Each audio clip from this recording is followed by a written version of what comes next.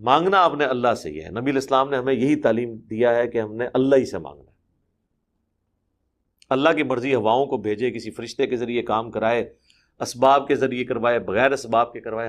بسم اللہ الرحمن الرحیم. آپ نے مرزا محمد علی کی ایک بات ابھی سنی ہے، اور یہ اصل میں اس بات کو ثابت کرنے کے لیے ہے کہ ہم غیر اللہ سے مدد نہیں مانگ سکتے. ہمیں حکم یہ ہے کہ جب تم مدد مانگو تو فاستعین باللہ، اللہ سے مانگو. اب آپ ہمارا یہ سوال کرنا حق بجانب ہے کہ آیا اس شخص نے کیا پوری سیاستہ پڑھی ہے؟ کیا اس نے احادیث کی کتب کا مطالعہ کیا ہے؟ کیا قرآن پاک کا مطالعہ کیا ہے کہ یہ بات کر رہا ہے؟ اور پھر جب اس حدیث کو یہ بیان کرے گا تو فاستعین باللہ، اس حدیث کا سیاق سباق آگے پیچھے جو بھی کانٹیکس ہے اس میں کہیں بھی آپ کو زندہ مردہ کی کوئی قید نہیں ملے گی، سامنے غائب کی کوئی قید نہیں ملے گی. تو اس کو اگر کوئی غیبی مدد کے ساتھ خاص کرے گا تو وہ اپنی طرف سے اختراع کرے گا. تو اب حدیث پاک میں جو مطلقاً چیز ہے جو بغیر کسی قید کے ہے وہ یہ ہے کہ جب تم مدد مانگو تو اللہ سے مانگو. اب سوال یہ پیدا ہوتا ہے، اگر اس مدد سے مراد ہر مدد ہے، اگر تو ہر مدد ہے تو پھر تو ہم غیر اللہ سے مدد مانگتے ہیں، کئی جگہ پر حدیث میں بھی آیا. اور اگر اس سے غیبی مدد مراد ہے تو وہ حدیث پاک میں صراحتاً مینشن نہیں ہے. تو یقیناً ہمیں اس حدیث کی ایک تعبیر کرنی پڑے گی کہ حقیقی جب مدد مانگو اللہ سے مانگو. مستقل مددگار اللہ ہے، باقی جتنے مددگار ہیں سب اس کے پرتو ہیں، سب اس کی عطا سے مدد کرنے والے ہیں. اور یہ کہ جب مانگو اللہ سے مانگو. اب میں کچھ چیزیں آپ کو احادیث کی روشنی میں بتاؤں گا اور قرآن پاک کی. حضرت عیسیٰ علیہ السلام اللہ کے نبی ہیں، اللہ کے کلمہ ہے، کلمۃ اللہ ہے، روح اللہ ہیں. ان کی سورہ صف میں کی مدد مانگنا موجود ہے. من انصاری الی اللہ قال الحواریون نحن انصار اللہ. کون ہے میرا دین میں اللہ کی مدد کرنے والا؟ انہوں نے غیر اللہ کو مدد کے لیے پکارا. اب وہی کہیں گے کہ وہ زندہ تھے. وہ تو بھئی بات یہ ہے کہ آپ یہ جو بات بار بار کر رہے ہیں، زندہ تھے، سامنے تھے، یہ کیوں کر رہے ہیں؟ یہ کس حدیث سے آپ ثابت کر رہے ہیں؟ نمبر 2، یہاں پر سردست ایک اور بات سمجھنے والی یہ ہے کہ جن بتوں کی آیتوں کو پیش کر کر یہ اولیاء اللہ سے اور غیر اللہ سے اور نبی پاک صلی اللہ علیہ وسلم سے مدد کو شرک کفر کہتے ہیں، اور پھر غیبی کے الفاظ ہی بڑھاتے ہیں جگہ جگہ. وہاں پر وہ تو بت سامنے ہوتے تھے، وہ تو آستین مار کے سامنے بیٹھ جاتے تھے اور بالکل سامنے بیٹھ کر ان بتوں کو پکارتے تھے. یہ جو قید لگائی غیب کی یہ صرف اپنے اس باطل اختراع کو ثابت کرنے کے لیے ہے کہ جی غیر اللہ سے مدد مانگیں گے شرک ہو جائے گا، کفر ہو جائے گا. بس اب میں چند مثالیں آپ کے سامنے پیش کرتا ہوں. نبی پاک صلی اللہ علیہ وسلم کے صحابی تھے حضرت ربیعہ اسلمی رضی اللہ تعالیٰ عنہ. نبی پاک صلی اللہ علیہ وسلم کو وضو کروایا کرتے تھے. صحیح مسلم میں یہ حدیث ہے. اس کے علاوہ نسائی شریف میں حدیث نمبر 1138 ہے، ابو داؤد شریف میں 1320 ہے، اور مسند امام احمد میں 16578 اور 16579 ہے. اور صحیح مسلم میں باب فضل السجود والحض علیہ، یعنی سجدے کی فضیلت اور اس کے اوپر ابھارنے کا باب صحیح مسلم میں. اور ایب کا نمبر ہے 8، جو جامع کتب تسع ہے اس کا نمبر ہے 489، اور صحیح مسلم کا جو عام چھاپہ ہے اس کا نمبر ہے 997. یہ حدیث ہے. اس حدیث میں حضرت ربیعہ رضی اللہ تعالیٰ عنہ کو حضور نے خوش ہو کر فرمایا سل ربیعہ مانگ. تو نبی پاک صلی اللہ علیہ وسلم نے خود فرمایا جب مانگو اللہ سے مانگو. اب یہاں پر دیکھیں نبی پاک صلی اللہ علیہ وسلم خود فرما رہے سل ربیعہ مانگ. اب کیا عرض کرتے ہیں؟ کوئی دنیاوی بات مانگتے ہیں، غیبی چیز مانگتے ہیں. اسألک مرافقتک فی الجنہ، یا رسول اللہ جنت میں آپ کی رفاقت مانگتا ہوں. اسألک مرافقتک فی الجنہ، جنت میں آپ کا رفیق بننا چاہتا ہوں. آپ صلی اللہ علیہ وسلم نے یہ قطعاً نہیں فرمایا کہ یہ تو میری اختیار سے باہر ہے. آپ نے فرمایا کہ اس کے علاوہ اب غیر ذالک قلت هو ذاک، فرمایا اس کے علاوہ کچھ اور. عرض کی بس یہی. فرمایا پھر مجھ پر میری زیادہ سجدوں کے ذریعے مدد کر. اعنی، یہاں بھی حضور نے ان کو فرمایا اعنی، میری مدد کر. یہاں پر 2 قابل غور نقطے ہیں. وہ یہ ہے، ایک تو اسألوکا میں آپ سے سوال کرتا ہوں، اور حضور کا فرمایا سل مانگ. اب یہاں پر ایک روایت جو اور روایت میں سلنی بھی ہے، وہ اس سے مانگ. تو لہذا انہوں نے مانگا کیا؟ جنت میں رفاقت کتنی بڑی شے مانگ لی. اور حضور نے یہ نہیں فرمایا کہ یہ تو اللہ سے سوال کرو میں نہیں دے سکتا. آپ نے فرمایا کہ اس کے علاوہ کچھ اور. پھر عرض کی یا رسول اللہ یہی. آپ نے کیا فرمایا؟ اعنی فاعنی، میری مدد کر، اللہ نفسک بکثرت السجود، اپنے نفس پر زیادہ سجدے کرنے کے ذریعے۔ اب آپ نے پھر ان سے فرمایا میری مدد کر۔ اگر مطلقاً مدد کرنا مانگنا شرک ہے تو یہ حضرت نبی پاک صلی اللہ علیہ وسلم فرما رہے اعنی، میری مدد کر۔ اگر کسی سے مانگنا مطلقاً شرک ہے، اور اس نے عرض کی فرمایا سل، اس نے عرض کی اسألوک، میں آپ سے مانگتا ہوں۔ تو لہذا مانگنا مطلقاً اگر شرک ہے، غیر اللہ سے سوال کرنا شرک ہے، تو پھر اس حدیث پاک میں تو حضور خود تعلیم دے رہے ہیں۔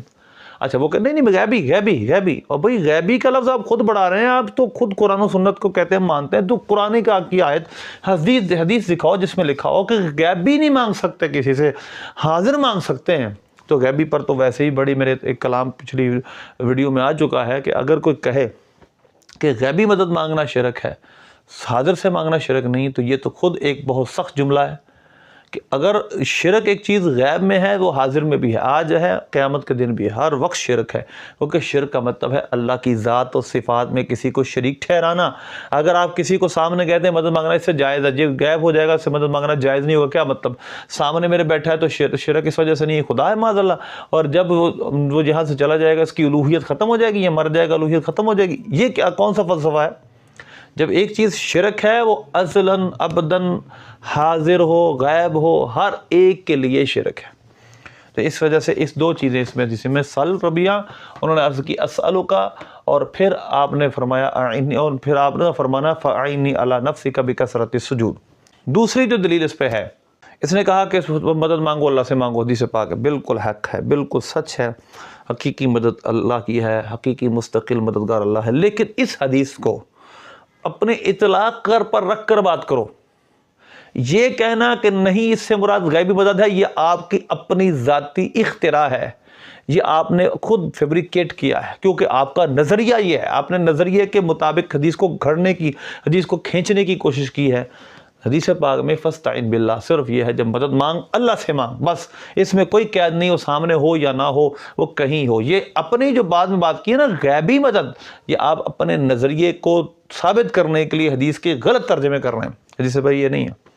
اب آ جائیں صحیح نسائی شریف کی حدیث نمبر 4081 پہ، اور مسند امام احمد کی 22514 نمبر روایت ہے، حدیث بالکل صحیح ہے۔ حدیث یہ ہے کہ اس کا مختصر یہ ہے کہ اگر کوئی انسان کو ڈاکہ مارنا چاہے، مال لوٹنا چاہے، تو فرمایا کہ اس کو اللہ یاد دلا۔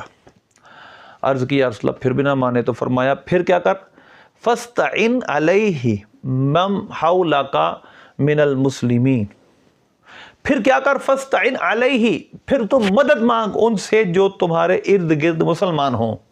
فاستعن علیہ من حولک من المسلمین، جو تمہارے مسلمان ارد گرد ہو ان سے مدد مانگو، وہ بھی نہ ملے پھر سلطان سے مدد مانگو۔ اب بتائیے کہ فاستعن، یہاں بھی حدیث پاک میں وہی فاستعن ہے، یہاں بھی فاستعن ہے۔ اب اللہ کے بھی فرمانے تم مدد مانگو کن سے؟ جو تمہارے ارد گرد مسلمان ہیں، وہ بھی نہ ملے تو سلطان سے۔ اب اگر فاستعن باللہ وہ حدیث پاک کو اللہ کی مدد، جب مدد مانگو اللہ سے مانگو، وہ شرط جزا ہے، اور یہ کوئی شرط ہے، جب مدد مانگو اللہ سے مانگو، نہ اس میں غیب کی قید ہے نہ حاضر کی قید ہے، جب مانگو اللہ سے مانگو۔ تو یہ اس سے پتہ چلا اس سے ایک خاص مدد مراد ہے، وہ مدد یہ ہے کہ حقیقی مددگار سمجھو اللہ کو، خدا وہی ہے، دوسرا خدا نہ مانو۔ ہاں یہ مدد، اس مدد سے مراد اسباب سے مدد دینا۔ ہم آگے چلتے ہیں اور ایک اور بات کرتے ہیں یہاں پر، وہ یہ ہے کہ جی یہ تو ہے آپ نے پھر وہ حاضر کی مدد مانگنی نا، حاضر سامنے ان کی مدد۔ اب ہاں اس سے آگے چلتے تھوڑا سا، پھر اگر وہ کہیں کہ آپ نے جتنی دل دی ہے تو حاضر سے مدد کی ہیں، حاضر سے مدد کی ہیں، چلے ہم جو نظر نہیں آتا اس سے مدد کی طرف چلے جاتے ہیں۔ صحیح بخاری کے حدیث نمبر 3364 ہے، حضرت حاجرہ رضی اللہ تعالیٰ عنہ صفا مروہ صفا دوڑتی ہیں، اور یہاں تک کہ ان کو کچھ سنائی دیتا، وہ سمجھتی یہاں پر کچھ ہے، وہ نظر نہیں آ رہا، تو فرمانے لگیں فَإِن كَانَ عِندَكَ غُوَاسٌ، إِن كَانَ عِندَكَ غُوَاسٌ، غوث سے بنا ہے، غواس،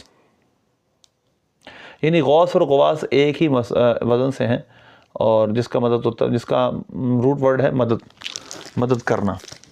اب سنیں صحیح بخاری کی جو شرح ہے فتح الباری امام ابن حجر اسقلانی رحمۃ اللہ علیہ، وہ دیکھیں آپ کے اسکرین پہ چل رہا ہے، انہوں نے اس کی تشریح کیا کی ہے، اغیثنی۔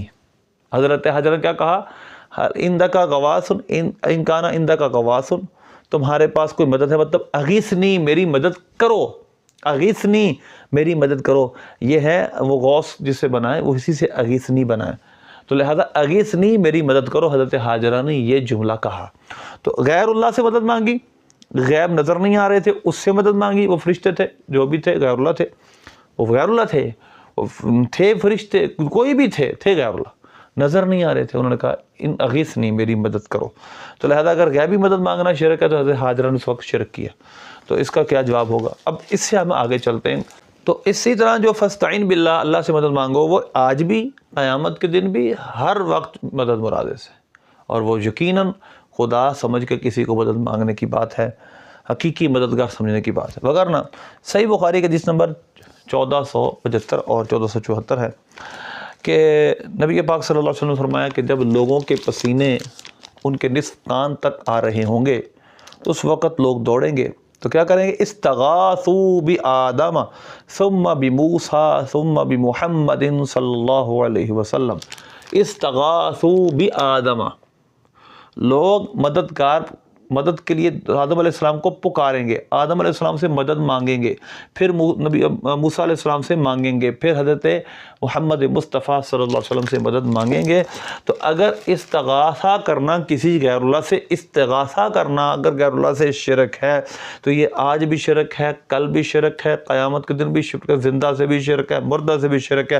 وجہ یہ ہے خدا نہ زندہ کوئی جو زندہ ہے، نہ ان میں کوئی خدا ہے، نہ جو مر گئے ان میں کوئی خدا ایک ہی ہے، وہ ازلی ابدی ہے۔ جو آج شرک ہے وہ کل بھی شرک ہے، وہ سب کے لیے شرک ہے، اللہ کے سوا جس کے لیے وہ کام کریں گے شرک ہے۔ لہذا ایک بات یہ بھی قابل غور ہے، اور میں آپ کو پہلے بتا چکا ہوں کہ ان لوگوں کی جہالت کا انداز ایسے لگائیں کہ یہ بتوں کی آیتیں پیش کرتے ہیں، اور صحیح بخاری میں ہے کہ سیدنا عبداللہ بن عمر رضی اللہ عنہ فرمایا کرتے ہیں کہ خارجوں کی نشانی یہ ہے وہ بتوں کی آیتیں مسلمانوں پہ چسپاں کرتے ہیں۔ اس پر انشاءاللہ ہم مستقل ویڈیو بنائیں گے کہ اس امت کی کثرت شرک نہیں کر سکتی، باقاعدہ حدیث ہے۔ لیکن دیکھیے بت وہ سامنے رکھتے تھے، سامنے رکھ کے آسن مار کے بیٹھتے تھے، ان سے سامنے بیٹھ کے مدد مانگتے تھے، اور یہ وہی آیتیں بزرگوں سے غیر اللہ سے دور سے مدد مانگنے پر چسپاں کرتے ہیں۔ تو لہذا بات سمجھنے والی یہ ہے، جس کو سمجھنا پڑے گا عام لوندے کو بھی، اصل میں یہاں مدد سے مراد جو ان حدیثوں میں آیا ہے یہ مجازی مددگار، اللہ کی عطا سے مددگار، اور جن حدیثوں میں مدد مانگنے سے منع کیا گیا ان میں حقیقی مدد، مستقل مدد، خدا سمجھ کر مدد مانگنا، وہ یقیناً شرک ہے۔ اللہ سے دعا ہے اللہ عمل کی توفیق عطا فرمائے۔